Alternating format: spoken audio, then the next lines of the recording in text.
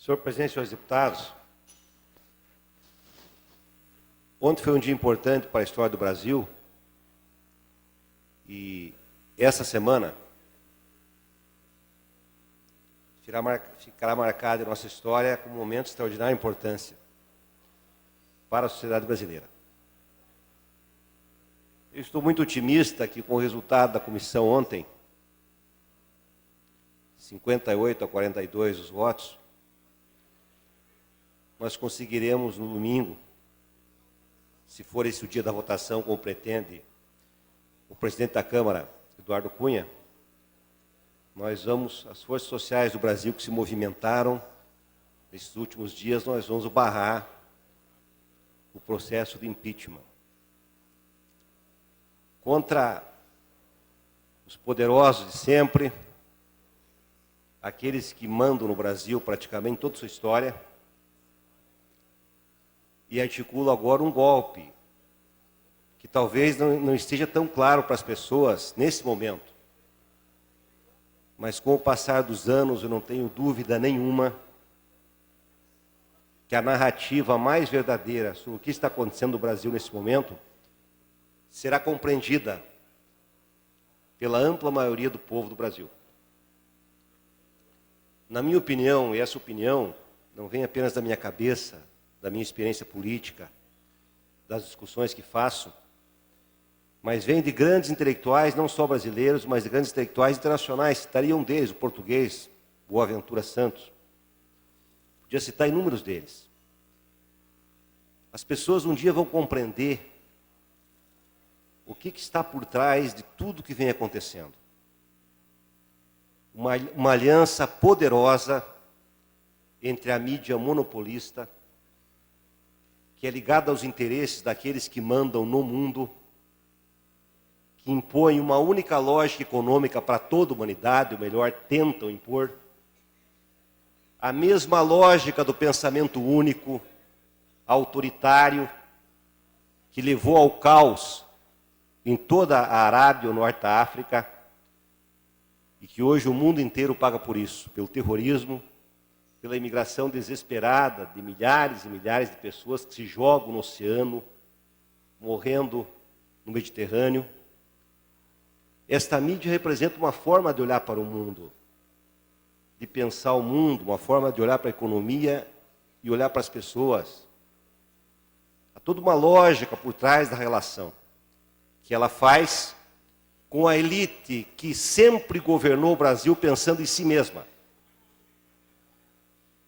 E, infelizmente, hoje, o aliado da elite e da mídia, a ela ligada, e das forças políticas que, em muitos momentos da história do Brasil, a essa elite se submeteram, ele encontrou um aliado em setores do poder judiciário. Isso é uma coisa mais difícil de ser percebida pelas pessoas. As pessoas que leem a Veja, isto é, que a maioria do povo brasileiro, que lê os jornais, a Folha de São Paulo, o Estado de São Paulo, assiste a Rede Globo, Bandeirantes, se elas só tiverem essa fonte de informação, elas serão levadas, provavelmente, a pensar exatamente como esses que mandam no mundo querem que elas pensem. Inclusive a análise do processo de corrupção em curso. O dia que nós olharmos com profundidade para que processo é esse, nós vamos perceber que quem lidera a corrupção no Brasil, e também é vítima dela, é o sistema político, que está umbilicalmente ligado ao processo de corrupção.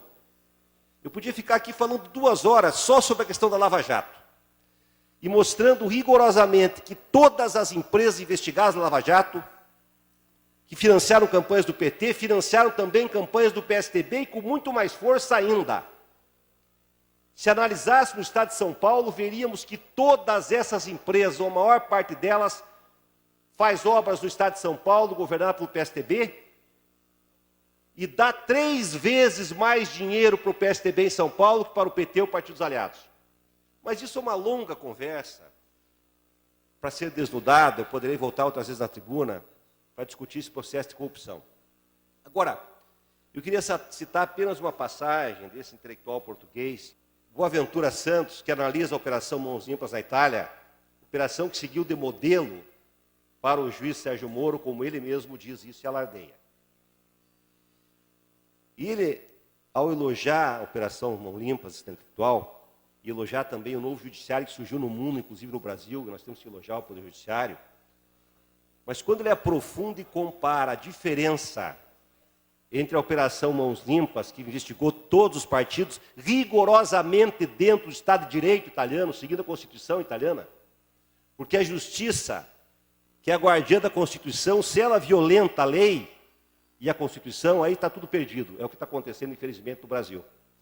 Eu queria citar apenas um trecho de Boaventura Santos, se referindo à Operação Lava Jato. O sistema judicial que tem a seu cargo a defesa e garantia da ordem jurídica está transformado num perigoso fator de desordem jurídica.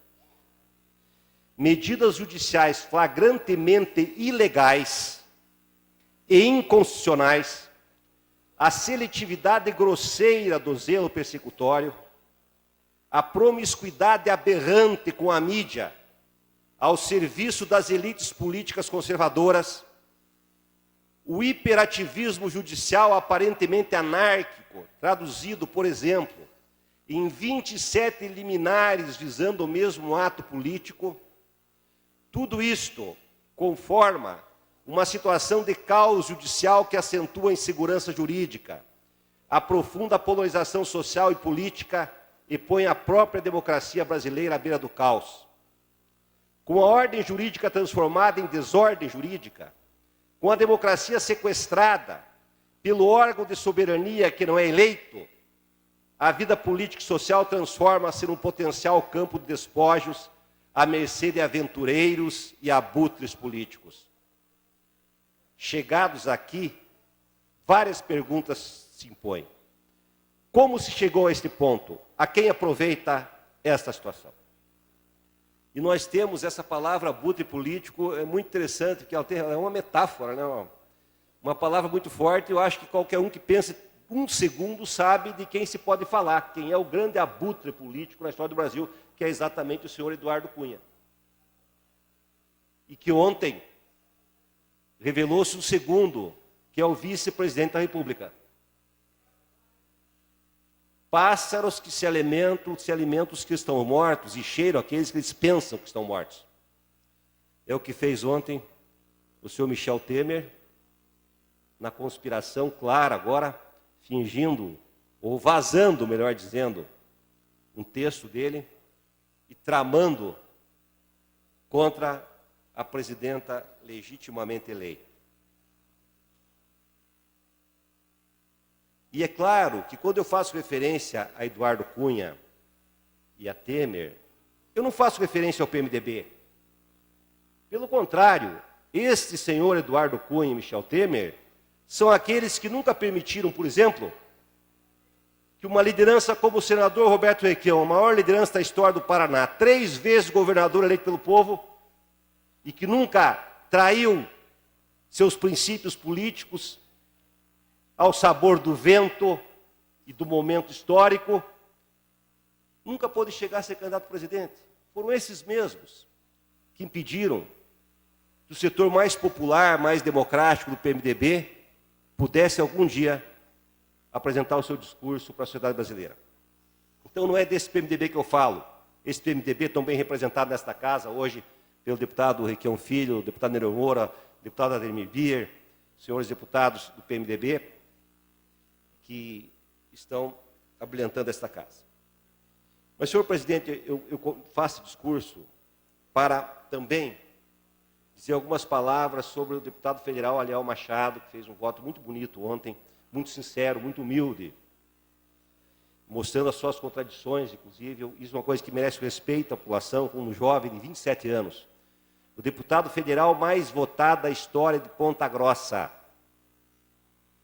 Ele fez 61 mil votos no primeiro turno, com 27 anos de idade, mais que a presidenta Dilma, mais que o irmão do prefeito, que já era deputado e um radialista conhecido há muito tempo, de família de radialistas.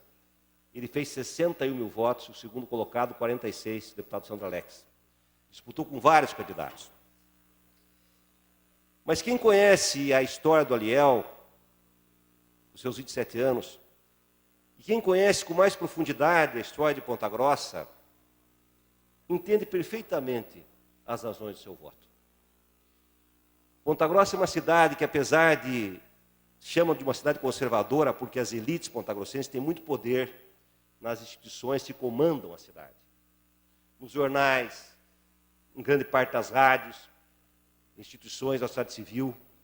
Mas Ponta Grossa tem uma população rebelde, é uma cidade industrial, por parte do Paraná, uma cidade de uma região complexa, de alta concentração de renda, de alto índice de desemprego, onde a agricultura familiar foi destruída, uma cidade que tem a população favelada, um enorme percentual, que tem 50%, entre 40% e 50% de ruas de terra.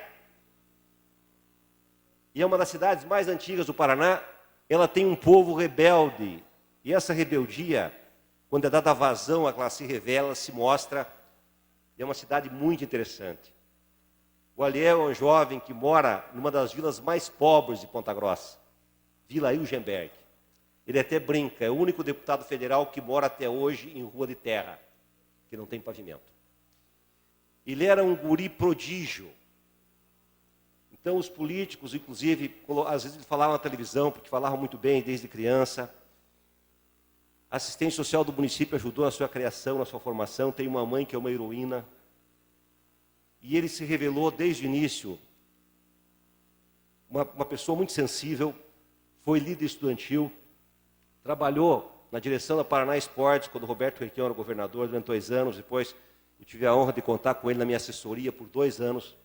Se elegeu um dos vereadores mais votados de Ponta Grossa e, como presidente da Câmara, fez uma revolução na Câmara.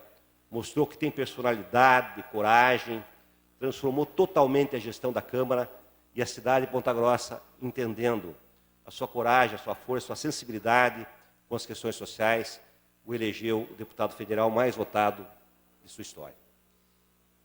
E tem uma outra questão. Ponta Grossa, era importante que os pontagrossenses que me assistiam pela TV Sinal lembrem disso. Ponta Grossa foi a cidade do Brasil que recebeu proporcionalmente à população mais casas do Minha Casa Minha Vida, do governo Lula e Dilma. 16 mil casas. Se multiplicar por 4, 64 mil habitantes, numa cidade que tem 330 mil habitantes, 20% da população recebeu casas. Dessas 16 mil, 12 mil casas para as pessoas que ganham até 3 mínimos, em grande parte mulheres, às vezes abandonadas, chefes de família, que não têm nem um salário mínimo de renda sequer. Pagam R$28 por uma casa, com rede de esgoto, água encanada, pavimentação, creche. Ponta Grossa recebeu recurso para a infância para fazer CMEIs em toda a cidade, pavimentação nos bairros mais periféricos do Protransporte, ligação interbairros do Ministério das Cidades. Recebeu 2 UPAs, uma o prefeito não quis, ficou só com uma. Reformas de posto de saúde. Ponta Grossa recebeu 61 médicos cubanos. 61.